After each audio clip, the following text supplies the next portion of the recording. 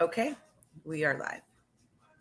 Hello, and welcome to the Family Card Table, where it's our mission to use cardology and astrology to help parents foster alchemy and spiritual growth within their families.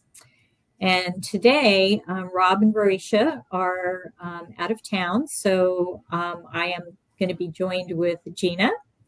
My name is Donna, and I'd like to begin our session today by sharing a little story with you of something that happened to me this week. So, my husband was out of town all week on a business trip, and I have four cats, four fur babies, and my cats are not like the typical cats. Most cats kind of ignore their owners. Mine all really want a lot of attention. So you can imagine, with my husband being out of town, there's just one person, me, to give them attention. So I've got four different fur babies vying for my attention. So my female cat, her name is Vela. She would come up to me and she would just cry and cry and cry until I gave her some love. And then the way she likes to express her love is that she would lick on me, and then she gives these little like love bites. I don't know. It's kind of funny, but really sweet. And then I'm like, don't bite me. And then Stuart, he's my oldest cat. He's my little tuxedo. And he is very affectionate and he's very demanding. So in the morning, he's usually the one that wakes me up first and he hits me in the head. And then he likes to headbutt. So the affection that he gives, it's a lot of like headbutting and then just waiting for like reciprocation of the love kind of a thing. And then Tomac is a cat that I have that like is not as affectionate as the other cats. Like he doesn't like to be picked up. He doesn't like to be snuggled. Everything has to be on his own terms. So the only way that he'll give you any kind of love is when he jumps up into your lap and just wants to like knead on you for a little bit. But that's it. Don't touch him. He just wants to do it himself. And then my fourth cat, Cooper, he's what I call my gentle soul. He's a little baby of the family, and he's my needy one. So he tends to be like the jealous type when it comes to love. If I start talking like in a lovey kind of voice to one of my other cats, he'll immediately come over and go, Merle, what about me? Like, I want some love too. So anyway, I share this story because I just find it really fascinating that all four of my cats have such like different languages of love. So our topic today is going to be that. What are the love languages of birth cards? And particularly focusing on the different suits of the birth cards, because they do tend to have typical types of love languages. So Gina, since we're going to be talking about love languages, can you share anything maybe that happened to you this week that might relate to this topic? Well, it's interesting. Being a heart, I am very much about the love, and the feels. And I know mine is. I know one of my top one is physical touch. Like I need that embrace. And my birthday was this week, so I got a lot of love. I got a lot of the feels, so that was really good.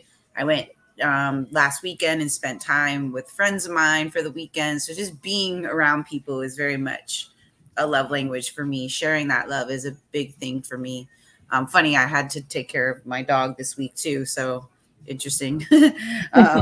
We spent the whole day at the vet actually this morning. So, but yeah, love languages are really fascinating. I think it's one of the best things you can learn about yourself and your partner.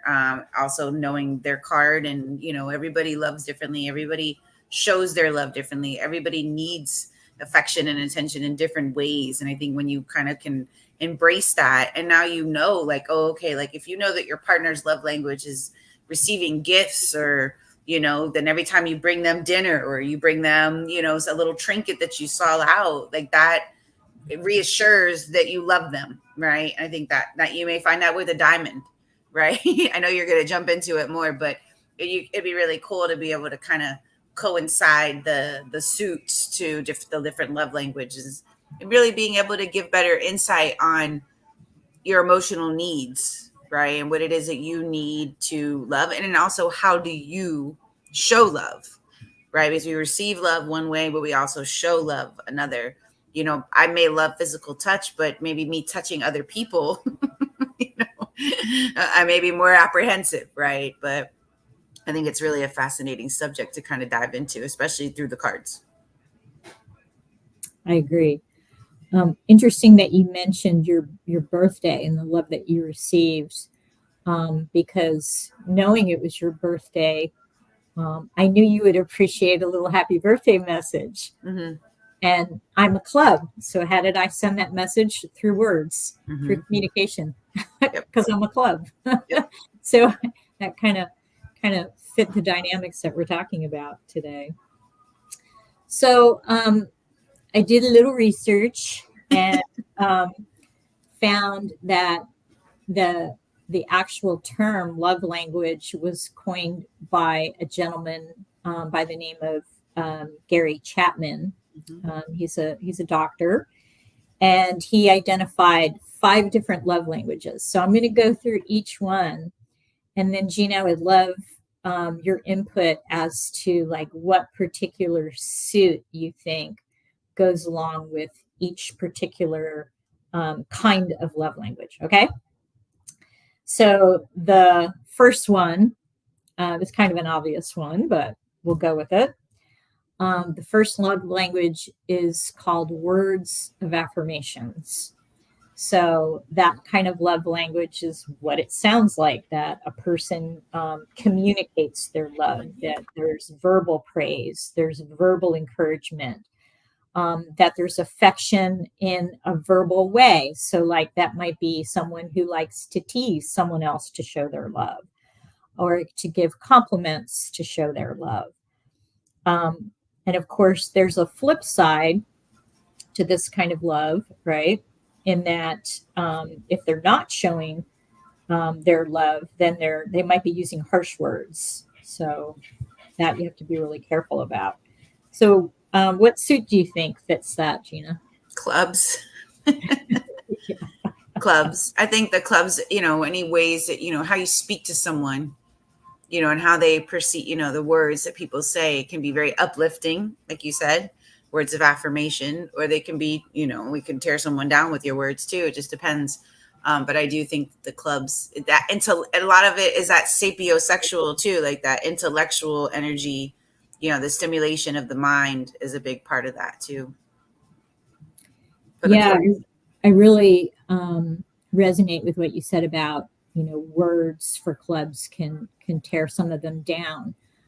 As you know, I was a teacher for over 30 years and primarily taught at the middle school level. And that's obviously an age where kids can be really like verbally and physically cruel to each other. And the pattern that I noticed over and over again is harsh criticism was really, really impactful to kids that I had that were 7 clubs. Mm.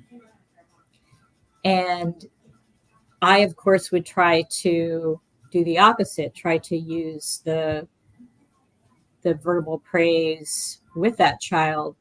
But it's like they need more. They need more than just like the normal praise you would give a kid. Like there's been studies done about like how much praise teachers should give and that kind of thing. Especially if you're working with a kid that doesn't always get praise because they're in trouble a lot. But 7 of clubs, I swear, like they need like 2-3 times more the verbal kinds of words of affirmation than most other cards. Have you found that to be true about?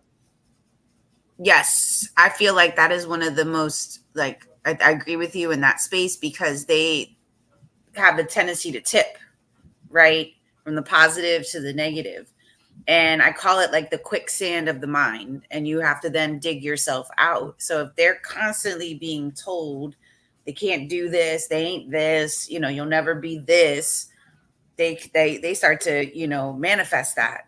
And it starts there. They are the card of speaking things into existence, the power of the tongue, the power of the words. So, they really do have to be mindful of the words that they not just only say, but think, right? I call it the inside voice inside your head, and where do those words go? Because if you don't, because we know that the outside is just a reflection of the inside.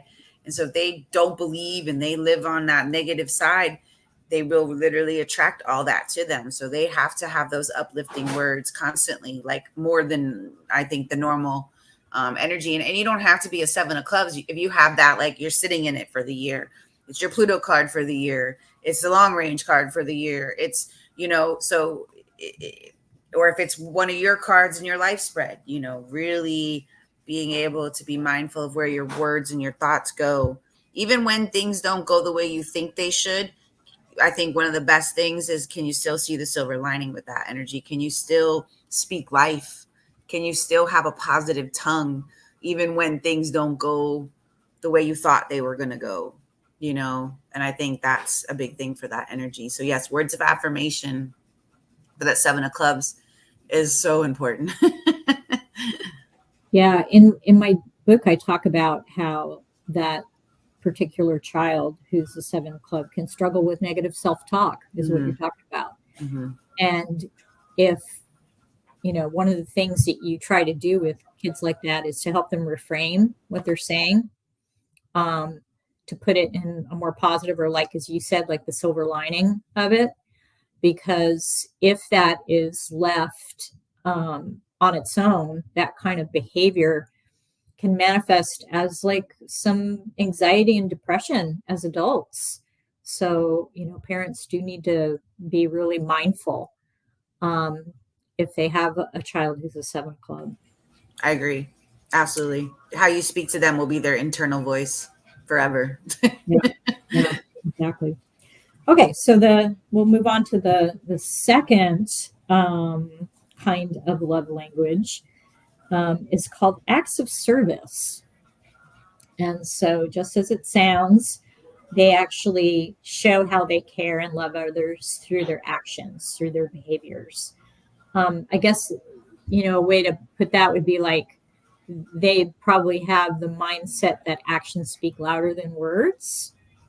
So maybe this is a person that is not necessarily going to say that they love you, but they're showing it through their behaviors and things like that. So, what kind of suit do you think that probably? Spades. Yeah, that's what I thought too. Spades. They want the work. You can talk the talk, but are you going to do the work? Are you going to actually show up and say what you commit to what you said? And they want that. They want you to show them. They want you to, I think that's very spade energy. Acts of service would definitely be for the spades. Yeah. And spades associated with wisdom. Yes. Yeah.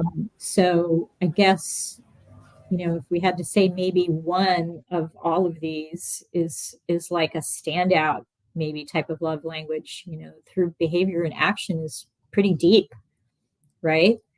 Because to me, it's like you're feeling the love on the inside, but then you put it out into the world externally through some type of action, and that's pretty powerful, And I think they need that. The spades, that's a big thing for them.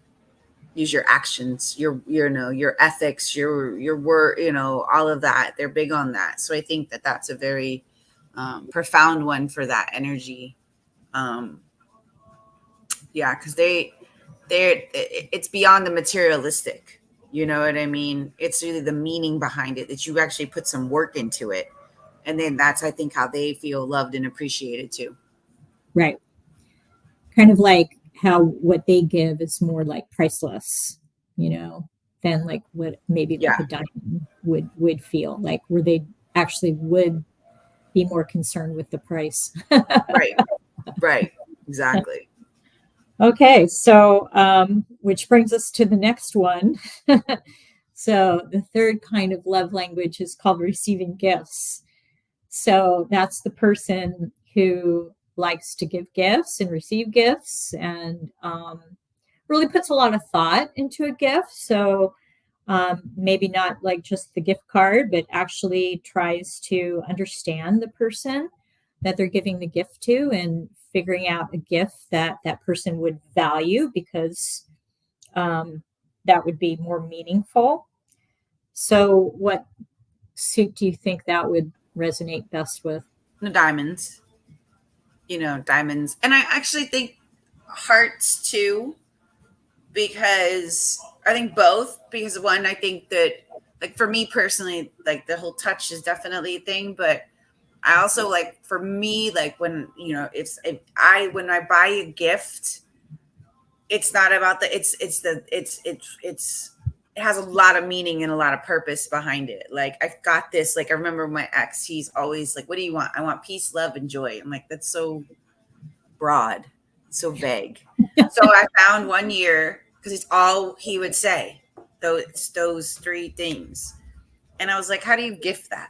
Right. Well, then one year for Christmas, I found ornaments that were of those, or like I went and specifically sought out those three things and got, and as gifts. So, like, it is the thought behind it. You know what I mean? Yes, you can just get a gift card and put money in an envelope, but that's easy, right? I think diamonds, and I think heart, and maybe even spades too. I think it's the effort behind it that I think brings the value to it. You know what I mean? Like, because we just said, you can easily give somebody money. You can even buy someone dinner. That's nice too. But, like, if you know someone who's really like into food, like, you go get them a cooking class. You know what I mean? Or like a sit down with a chef. Do one of the blind tasting type things. Y'all have fun. Be careful. Love you. Um, Yeah, yeah. so You're acting out your love language, right. Jen. I may have some matches. Let me see. Hold on. There. Okay.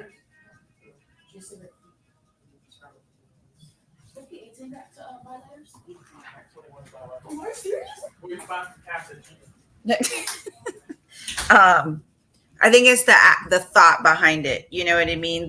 Like I said, if you know someone who's, you know, something like, this is something that's their favorite thing, and like, and it doesn't have to be a special occasion. You saw it, and you're like, oh my god! Like, one year, my daughter, for my birthday, she found me, and this was a couple of years ago, and I was really, I mean, I'm into the cards, but it was like I was, knee deep into it. She got me a lighter, funny that, and it was an ace of spades, which that's her card. And it flipped, it was, and I still have it. It's run out of butane, but it's just the meaning behind it, right? So I think, and that meant a lot to me, and I'm a heart. So I think it's the thought. Like I said, you can easily go and get some super special, but I think it's really the thought behind the gift that makes it even more special. I think diamonds definitely love to be showered with gifts. They like the high value stuff. It's like putting a price tag on something, right? But I think too, the hearts and the spades, I think, could appreciate that just as much.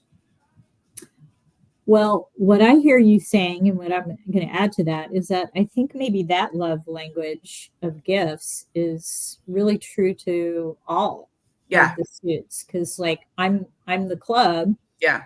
and like I know, like, when my son for Christmas would give me like a book that he knows that I'd really be interested in, like that's like gold to me, right? Mm-hmm.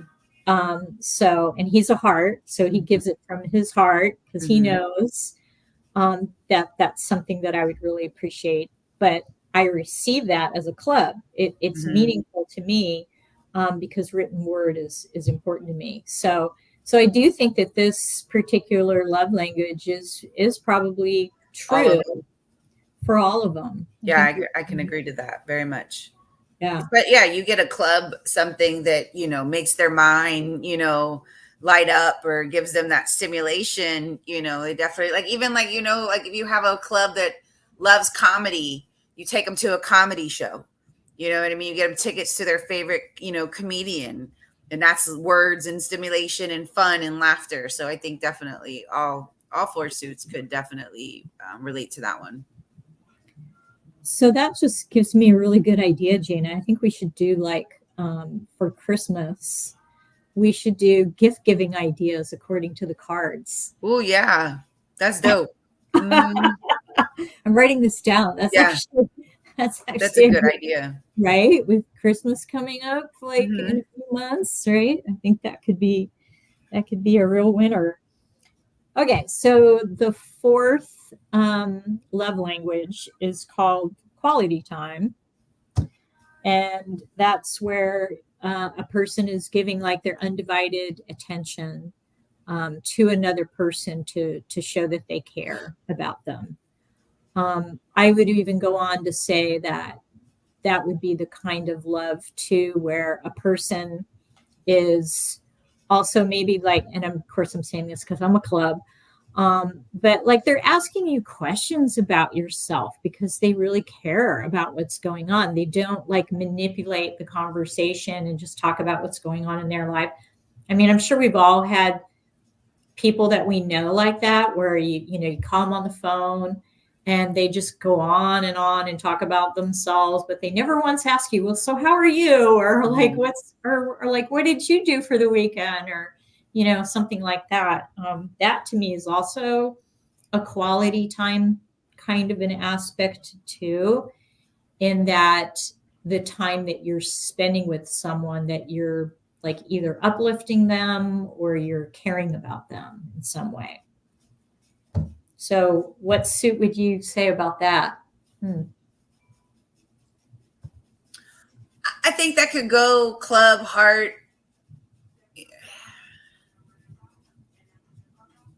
more. I think those two, I would say. I mean, diamonds and spades, not to say they don't want to spend quality time with you, but they may be very preoccupied with their own stuff sometimes, that might not be as an important thing for them. But I think the clubs and the hearts would like the quality time, the connecting through the spoken words, through the feels, through that touch, through the time together.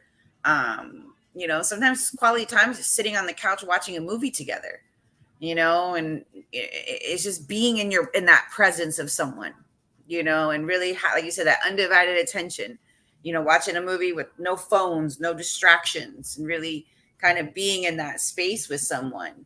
um, I think clubs and hearts would be more prone to that. Not to say that diamonds and spades aren't about that, but I just feel like they would be more. You only get a certain amount of time. Yeah, I think for that one, like you'd have to like dig deeper to consider like the number of the card. Right. Yeah. So like obviously like a 2 or a 4 would be more about quality time, whereas like maybe an uneven numbered card like a 3 or a 5 would not really be relishing the quality time because Right. they want to be like off with their friends or off, being free and independent. So that one You're might not going be to get their undivided attention because their attention is also going into, multiple other places too. So, exactly, mhm. exactly. So yeah, so that's kind of an interesting one. Okay, so the fifth one is physical touch. So, you know, PD, kinds of affection, holding hands, kissing, hugs, love bites, like what my cat Bella does, I guess would be physical touch. Um, and obviously, this would be an attribute that a person all would want to give, but then also receive. So, what do you think about that one? I know for me, it's mine. It's my number one. Even if we're sitting on the couch, there has to be a leg touching. There has to be something touching. It's like, and then maybe that has to do with that security we were talking about prior. Holding hands. Like I'm a touchy feely type of person. I got to touch you. And then I want the same, right? Very, very intimate in that space too. So it's a big thing for me.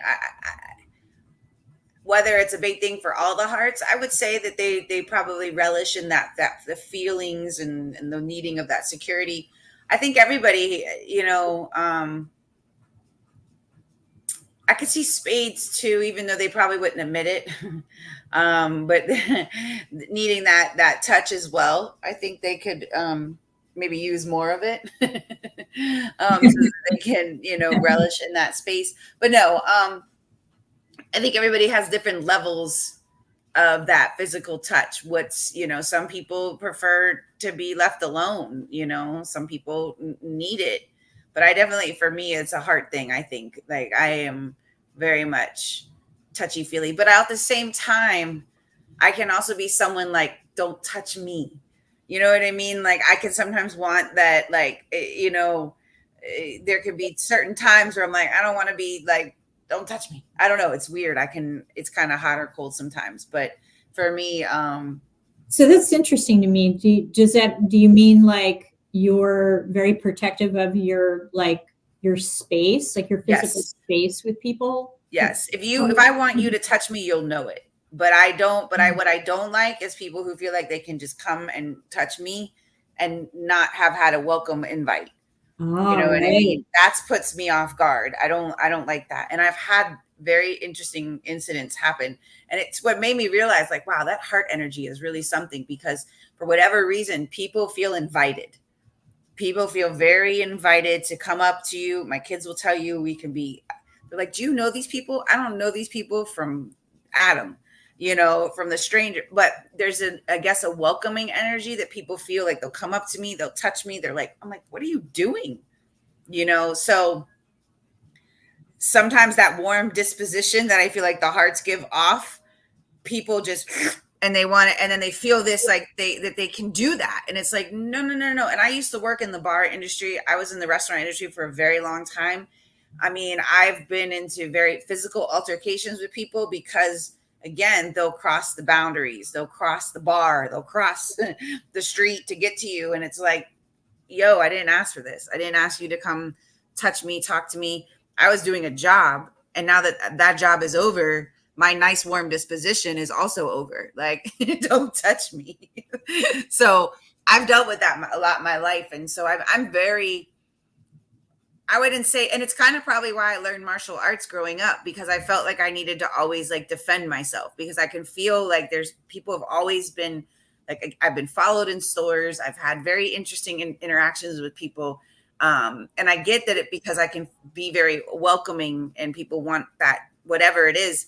But again, it does not give you free range to kind of be however you feel like you can be with me, So having those boundaries, and I'm not mean. Like when I'm out, people very much feel like they can come and talk to me, and that's fine.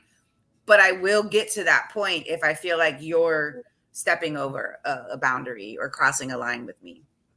So as you were sharing that, Gina, I couldn't help but think about that that famous phrase of keeping your cards close to your heart. Mm-hmm.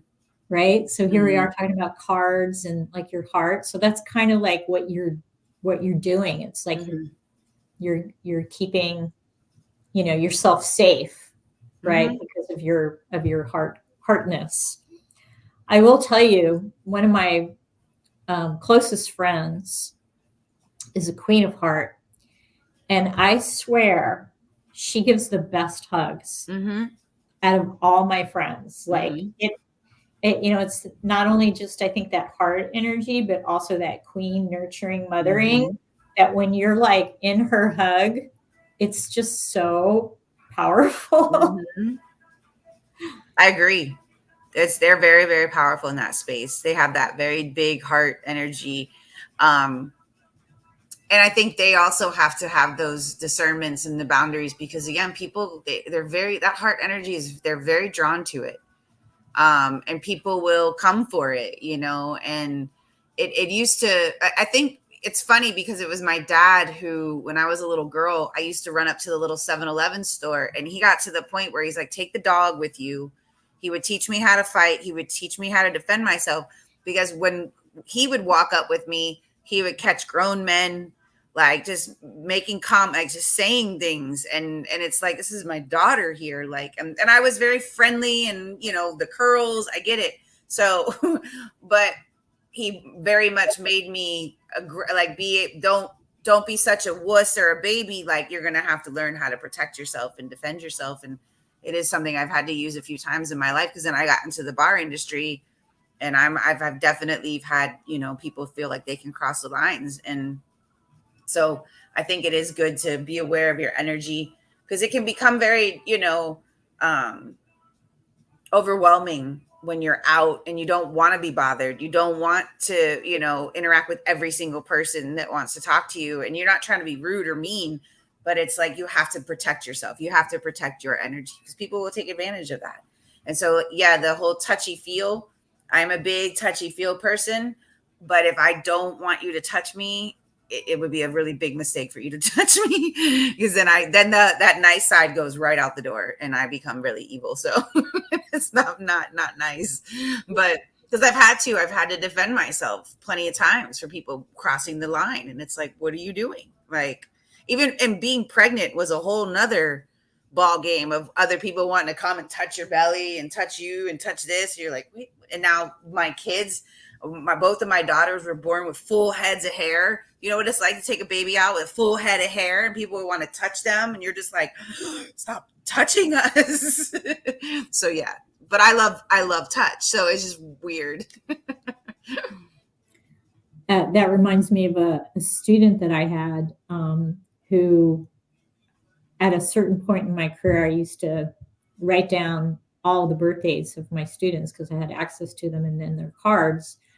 And I try and understand them through their cards. And I had this one boy who was an ace of heart. And aces can be and that's a rare birthday, as you know. Mm-hmm. And he was so funny. I mean, he was a little sixth grader. And he was cute too, right? So that just made it all the more like humorous to me. But aces can have a little impulsivity. And he used to get out of his seat all the time to go sharpen his pencil. So, and on the way, can you imagine what he would do on the way? Touch everybody. Touch everybody. Yeah. He would like, he'd be like far opposite side of the room, and he would like walk and touch as many people as he possibly could. I would just watch him in amazement, like, mm-hmm. Oh my goodness. I can't believe. So I literally had to, knowing that and then knowing his card, I actually moved his chair, his seating assignment, to be like closer to the pencil sharpener, closer to the trash can, like, because they were in the same place, because I knew he would do this. Like, hold on 1 second. I'm so sorry. Hold on. Sorry. So that's how I used knowledge of cardology in my teaching, for those of you that are wondering. That's primarily the way that I got into cardology. Was I was looking for tools to help understand and better relate to my students, and found that cardology was the answer. I could understand their behaviors, their personality traits, their strengths, their weaknesses through their cards. And it was just an amazing experience to use that system in my teaching. Oh, that probably helped tremendous. I mean, that is genius, honestly. It would make your classrooms, especially dealing with like middle schoolers, because they're like, feral cats. So it's definitely. And it's like a time in their life too, where they really are, I think, like expressing their identity, because they're trying to find autonomy in the world. Yeah. And so they're really pushing the boundaries on everything. And so to me, it was just like the best experiment to watch. Oh yeah. In the world. Every classroom that I had was just a complete experiment. Anyway. Okay, I think it's time for the weekly family card pull. So the weekly family card pull is where we discuss a hypothetical family, And the way that it works is that I am going to shuffle a real deck of cards, and I'm going to invite the wisdom of the cards to reveal what we need to learn today, kind of act as like our teacher. And after I shuffle the cards, I'm going to cut them, and then I'm going to pick 3 cards. The first card will represent the birth card of a mother. The second card will be the birth card of a father. And the third card will be a hypothetical card of a child. And then we're going to discuss the different personality traits of each of these birth cards. And then since we're talking about love languages, we'll talk about that as well. So let me cut my deck.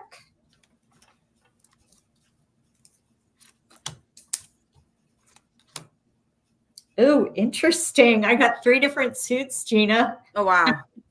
So this will make it interesting. So the mother's card is a 2 of diamond. The father's card is a 10 of club. Oh, wow. And this is interesting. The child is a king of heart. Oh, wow. So 3 different suits to talk about. So the first thing that I want to talk about is the mom. So the 2 of diamond, that's my best friend's card. So I know that card pretty well. And one of the things that I really appreciate about the personality and the love language of that card is that they're all about like having like that one-on-one experience with another person. Like they really value quality time with another person. And I'll tell you, like I went out last week with my best friend to lunch, and what I appreciate about that is like she takes her phone and she turns it off and puts it in her purse. So like I know that we're not going to be interrupted. Like it's just me. Like she's focused on me the whole time. And that's a really loving kind of an energy. So having a mom that's a 2 of diamond would mean that would be a mother that would really try to foster that kind of quality time with their child. If they have more than one child, maybe to even be someone who would value like special date night with the child, where like they just focus on one child for a night and go on like a little date with that child just to make them feel special. So that's a really, really nice energy. What would you like to share about these? You know, it's interesting. I actually know I don't have a good example of a 2. That's not true. I know that there's a few of them out there, but I have one in particular who's 2 of diamonds. She was a mom. She is a mom, but she wasn't the best one. But I also feel like it was a lot of her upbringing that played a big role in her, you know, in her inability to really even be able to love. Like she just had a really rough time. Her kids, she looked at as financial means. So I've seen that. But I do feel like the 2s can be really good because, like you said, they do value that time together. When you have a healthy 2, I feel like they really can give their kids that time, that one-on-one with each other. I feel like they can give them that attention. They'll value that relationship deeply. And I feel like they'll pour into their kids deeply as well. But yeah, the one I know personally, was not the best example of that, unfortunately. Well, but I also know what she came through too. So you can see it just repeat the cycle.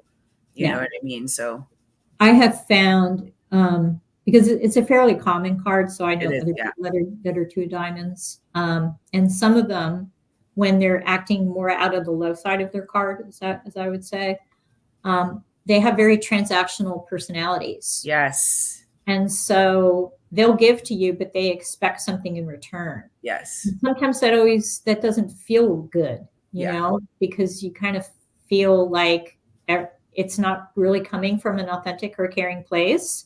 Mm-hmm. And what's interesting to me about the cards that I pulled is that the child is the King of Heart. Mm-hmm.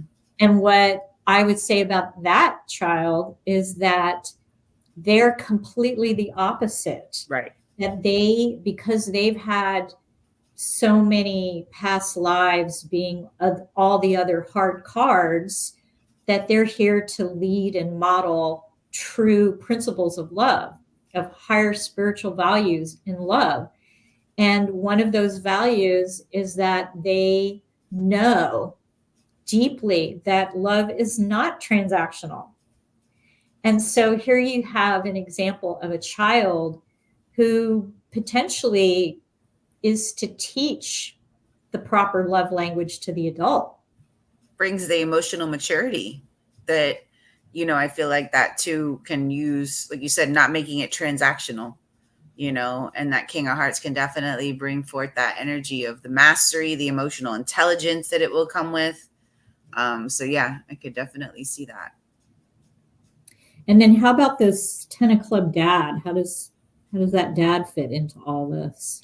Probably a great coach, coaching and teaching and, bringing different ideas and different ways of doing things. And, that's a big energy, the 10 of clubs. I feel like they could be really good, being able to kind of get the kid to think in different ways. I love the 10 of clubs energy and that they can take something complex and like format it to where you can swallow it, where you're like, oh my God, I get that now. And that's why they're really good coaches and really good teachers, because they can take all the information and simplify it enough that it breaks it down to different levels that you can understand. So I think having that as like a dad can help for, explaining things. And I think the 2 of diamonds and the 10 of clubs could work together, well, because they both could teach something to each other. The 2 of diamonds comes with very creative energy. They just have to have a healthy way to express it. You know what I mean? I think that's key. I think the 10 of clubs could help, facilitate better ways to express all that energy. And then the King of Hearts brings this big love, spoil me type energy. I love that the King of Hearts to me is like big Leo energy. It's just such a big, like they would probably very much like daunt on that kid, like really like give a lot of love to that child because he comes with all this love, right? So I think that would be fun. Yeah. So what you said about the 10 of club being able to break down the information, and there's actually a term in education for that. It's called pedagogical content knowledge, where a person can take like a complex idea and then break it down so that like it's kid friendly. Yes. So that's exactly like what they're able to do so well. I agree. 10s are also very so the card of achievement. Mm-hmm. And so I think being the role of the dad, he would also be a provider probably for the family. And so this is probably someone who also values education. So would maybe want to provide this King of Heart child with experiences, maybe more academic, maybe not, probably an assortment of different activities. So, and in doing so, show their love by being the provider of those kinds of experiences for their child. So that I think can be a really nice dynamic. I do see another side to that 10 though, where the 10 sometimes can get kind of like so involved in work or so involved in a project that they might like time like go still, and they might be forgetful about things related to family obligations possibly. So that could be something that they have to be careful about. But I definitely see that, the good part of this particular dynamic that we have is that even if that were to happen, that King of Heart is also a card that would be forgiving, mm-hmm. right? Because it has so much love, wisdom. So this is a good, I could see this as a family, like really navigating things really well with all these energies. Definitely. Okay. Let's transition to any patterns you want to talk about with that. I think we kind of did talk a little bit about patterns. Not really. I think, we can touch real quickly. It is a 5 of diamonds week. So we've definitely have seen probably some shifts and changes. 5 of diamonds, money in, money out. Like that's kind of been my whole week. I've spent money as much quickly as money went out, money came back in. As quickly as that came in, it went right back out. It's like a revolving door. And I think that's what it teaches you is to allow it. You know what I mean? Like allow the the shifting. Fives want more, they're seeking more value. So and we're coming up on the Leo new moon, we're coming up on Mercury going retrograde, so we're going to have Mercury, Pluto, Chiron I think just went retrograde too, Saturn, I think that's it if I remember correctly. So we got a lot of retrograde energy. Mercury is one of the ones that goes most.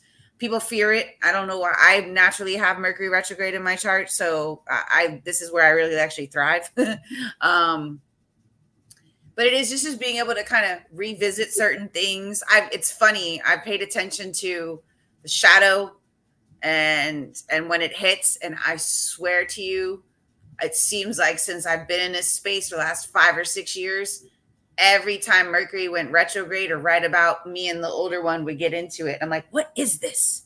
You know what I mean? And I realized like that it's because certain things that may not have been addressed, certain things that may not have been, worked out, come back up to that time so that you can, fix it. And more recently, our communication has been a lot better. And so like you can see the changes that happen when you really are paying attention to the energy. And in this week being a 5 of diamonds week, it is about the shifting, the being able to adapt, and having, I wholeheartedly believe since 3 of the 4, I think it's either 2 or 3 of the 4 5s transform into 6s.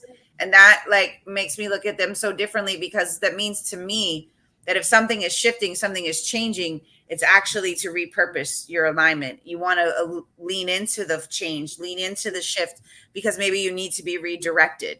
Because if this 5 of diamonds transforms to the 6 of clubs, we know all 6s are settling, our debts, our alignment, our karma, our faded energy, leading you more to your purpose. So knowing that, like if something is changing abruptly, trust it. Have faith. 7 of spades, I believe, is their Jupiter card. So have faith in that the change is actually beneficial, and we don't resist it. We lean into it and allow it to happen. But you have to have faith even when you don't see the outcome yet. You know what I mean? It may take more time. It's a 6 that it takes time for these things to kind of come into play. So we want it now. Like if it's changing, like then where is it? Where's my, where is it? But you got to have faith that the change, that the shift is actually leading you to more of your purpose, because it transforms to the 6. Yeah, the word that I think of with the 6 is balance. So yes. The shift is there in order to balance what was imbalance. Yeah. Yes. Right. So yeah. I like to think of it that way, because it's kind of like a healthier kind of take on it too, to think of it that way, that it's a change that's needed. Mm-hmm. Exactly. So Mercury retrograde, I always think about like, I guess being that I'm a club, I think about like the possibility of miscommunications during a time when Mercury is retrograde. So I think it's just a good reminder for parents and families to be patient, to be kind, to understand that there's the possibility of there being some miscommunications, and to assume the best in times like this. So I'll give you an example. I remember, my son's a 5 of hearts. So 5s are all about, freedom, adventure. So in his high school years, going out with his friends was just the ultimate best. And of course, me being the organized queen of club, I wanted plans in place. And so the deal that we had was that when he'd have like a certain time to come home, and he would text me when he was coming home so that I would know. And there was this one occasion when Mercury was retrograde that that I didn't get a text message. And so, of course, as a mom, you worry, blah, blah, blah. And he comes home and, I'm like, how come you didn't text me? And he's like, but I did text you. And what we figured out was he did write the text, but then he got distracted and he didn't send it. So he thought he had sent it, but it didn't get sent. So things like that can happen when Mercury is retrograde. So it's always kind of good reminder that you really should try to assume the best about your children, because things like that can happen. And instead of just like jumping on it, like, you didn't do it, we agreed, and blah, blah, blah, to just kind of step back and say, okay, Mercury's retrograde. There could be something else going on here, right? Yeah, definitely. And I think that's what it is, a time to kind of slow it down and like really sit with it before you do, kind of act or speak. And what day is it? On Sunday, right? Yes, Sunday is when Mercury goes retrograde. Yeah. What Queen Jack 10 on a 9 of Diamonds day. Ooh. So yeah, I think you have to be mindful of, that energy. And then maybe we have to, and I think it's going to be in Virgo, and then it's going to backtrack to Mercury through its retrograde process. So, and to me, 9s are very Leo energy, big, sometimes over the top. So you have to be mindful of that, and since it'll be in Virgo and in Leo, taking things to the extreme. We may have things that come back. I find too, a lot of times Mercury retrograde can be like deja vu, things coming back. You're like, didn't I already do this before? Can feel like people talk about exes, people coming back into your life, and I swear to you, that's another thing I've tracked. It's like, oh, there he is. Right on time. And I think what it is are you going to respond the same exact way? Are you going to do this the same exact way, or because you're going to get the same exact results? So maybe it's a time to kind of sit with it, think about it. And maybe if you don't want the same results, you do something different. You know what I mean? So. Right. Yeah, that's a very good point. Very good point. And then we've got that new moon the next day too. In Leo. How do you look at that as being all part of that experience? Well, I know for me, I'm getting my hair done after it, which is very moon in Leo. And I planned it too, because I was looking at her availability, and when the energy, I was like, no, I need it on that new moon. Like I don't want it the week after. So I adjust my own schedule. And that's the thing, Leo, that attention, and I'm big Leo, and I don't have a Leo moon, but I have Leo sun, Mercury, Venus, Jupiter. So I have a lot of Leo energy. So it would make sense for me wanting to go get my hair done, in that energy, new do, new cut, new style, new color, all the new, and I think that's a big part of that energy is like, Leo loves the attention, and give yourself that attention. I think that's on the 8 of Diamonds day, which is very much the sun energy. So it's kind of like renewing the heart. What does the heart want? Where's your creativeness? That 5th house, how do you express yourself and your creativity? How can you be more like a child, which is really easy for me? How can you go, what can you do that's fun? That really opens up that heart center. There could be, and with Mercury being retrograde too, it is kind of still being more aware of that energy. But I think it just is an opportunity to really express yourself and really maybe even opening up your heart to something new. I think could definitely be a big part of this energy that we're in. Yeah, I mean, Leo is known for being like bold and confident. And so for those people that maybe are not, maybe they'll have a little bit of that kind of energy to take risks and like do things that they normally wouldn't do in order Mhm. to meet new people or meet new friends. And so it's a good time for that. And Gina, I kid you not, I have a hair appointment on Tuesday. See? See? Yep. So, and I actually, when I scheduled that appointment, I actually scheduled it um, for like a week later, and then I rescheduled it to be See? closer. Mhm. So, Mhm. you know what they say about like-minded people, Mhm. right?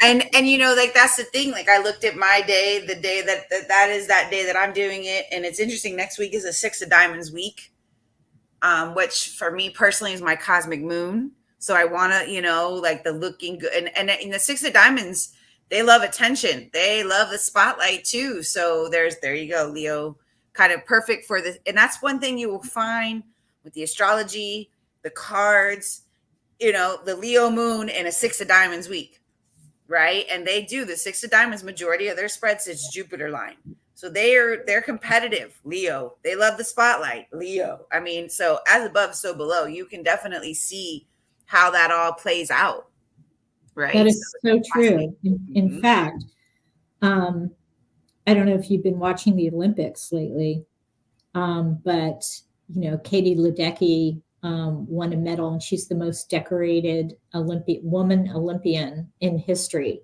Oh in wow. America. So I was like, oh, I wonder when her birthday is. Six of diamond. See. And I was like, no wonder. Mhm. No wonder. Mhm. One of the things that, you know, I talked before about how the six is all about balance. And one of the insights that I've had about Six of Diamonds is that they're really good at learning how to grow as an athlete by that push and pull and balance. So it's kind of like let's say like Katie Ledecky being in the pool, and she even said last night that she was really pushed by doing all of her training with male swimmers. Wow. So that totally fits the Six of Diamond because Mhm. the way that they do this process is they compete against someone that's better than them, and it pulls them Mhm. in like to improve. They try and balance things out by going towards the goal of what the other person is achieving. It's an interesting card, you know. It's like they Mm. get beat, but then they learn from it, so they come back. That push and pull, like the scales. It's kind of like a Libra energy too, in a way. But That's interesting because my ace of spades, she doesn't directly have the Six of Diamonds in her birth card spread, but see, this is where you don't have to be that card. In her planetary ruling spread, the Nine of Clubs, it's the cosmic lesson. And she plays basketball with men for that same exact reason. She goes to the gym almost every night and does pickup games with grown ass men so that she can get better, because obviously she plays women's basketball. But she's like, Mom, it makes me physically better. It's so that's, and the Six of Diamonds is the Nine of Clubs cosmic lesson card. So she's that Nine of Club is so smart. Of course, she figured that out. right. Right? I mean, I love And it. for her, she's not intimidated by them. She's just as big. Like she's very physically fit, so she's very very like stocked with it. So for her, that's better, you know, because they're more of a challenge to her. Not to say that the girls, because there are some girls that she's played against, and I'm like, oh my god. I mean, I thought my daughter was tall until we got into basketball. She's short compared to some of these other girls, you know, and she's 5'10", but these other girls are like 6'2", 6'3", 6'4". So her playing with the guys has helped her, you know, be better, be stronger, be more mentally able to kind of deal with it too, because it's a very competitive sport. So it's so fascinating too to put that like that. And that she loves it. Like, and now she's like, Mom, I got to get back to playing with the girls basketball because they even have different basketballs. The boys basketball is heavier. the girls' basketball is lighter. So she's been shooting with the boys' basketball. So now she has to kind of get back to shooting with the girls' basketball to retrain herself. Huh, So, didn't know that. it's fascinating. But she can reinvent herself like that easily because she's an ace of spades. That's what they do well. Mm-hmm. It's the Very beauty much. of the card. That's so cool. Yeah. Wow, what a great example. All right, so that is it for our show tonight. But Yay. we want to remind our audience to tune in next week to the Family Card Table, and to kind of put it out there that we are going to be doing a series. It's called the Back to School series, and it's going to start 2 weeks from today. I believe that's August 16th, and we're going to run that series for 5 weeks. We're going to have teacher guests, and we're going to focus on, children that are transitioning back to school, and understanding that and navigating that based on parents' cards, children's cards, teachers' cards, all of that. And also want to encourage people to check out our website, which is thefamilycardtable.com, and check out our packages if you're interested in learning more about the cards and what they can do for your family. Definitely. Anyway, thank you for joining us, everyone. Have a good weekend. We'll see you next week. Bye-bye. Let me...